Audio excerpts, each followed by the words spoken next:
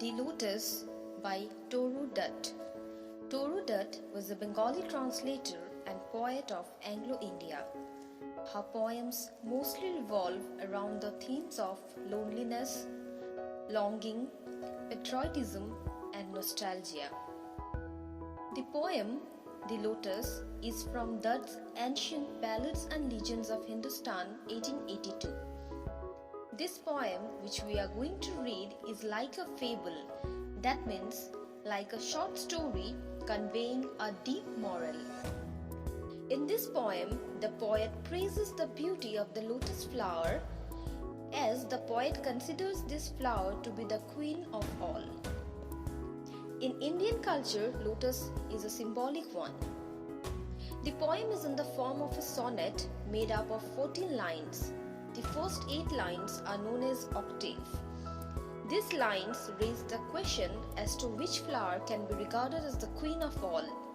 On the other hand, the next 6 lines are known as the sestet.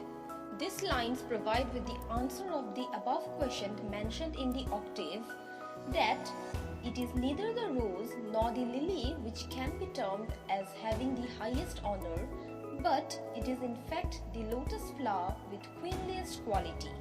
Let's read the poem and try to understand it in details. Love came to Flora asking for a flower that would of flowers be undisputed queen. Here a personified figure of love comes to Flora. Flora is the Roman goddess of flowering plants. Love asks Flora to create the most beautiful flower in the world. The lily and the rose long had been rivals for that high honor. Birds of power had sung their claims. Both the flowers, the rose and the lily, had been fighting for their honor, that is for the title Queen of Flowers, since long time back. They are competitors since many age. Bird here refers to the great poets. These poets were writing poetry in support of the flowers of their choice. They praised them in their poetry and regarded them to be the queen of flowers, having all its beauty. Therefore, both the flowers have equal claim.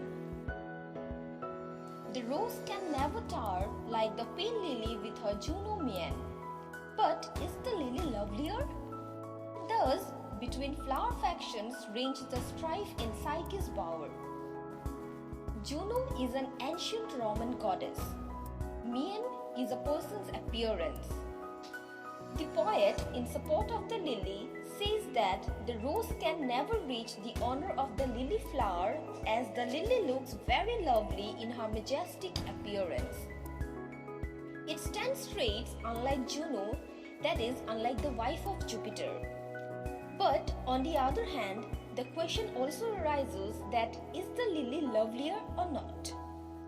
The poets and other flowers too stood in support of the flowers of their choice, thus describing and praising their beauty and opposing the other. In Roman mythology, Psyche refers to a beautiful princess loved by Cupid, who is the god of love. And bower refers to a pleasant place in the shade of a tree. The poet here refers to the competition going on between both the flowers to reach this beautiful bower. Give me a flower delicious as the rose and stately as the lily in her pride. Cupid wants a flower which will be as beautiful as the rose and which will also be attractive like the lily, having majestic, that is grand and impressive in appearance. But of what color?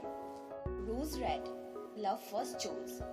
Then prayed, no, lily white. Or both provide. Flora questioned love as to exactly what color he wants. Love was in confusion and he first chose the red color of the rose, and then said that he wanted the white color of the lily. Unable to decide, he finally said that he wanted both the colors.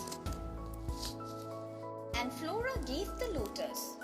Rose red died, and lily white, the queenliest flower that blows.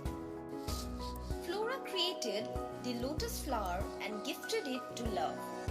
It had the quality of both the red and the white color. And thus, by mixing both the colors, she produced a new color that is pink. She termed the lotus to be the queen of all the flowers.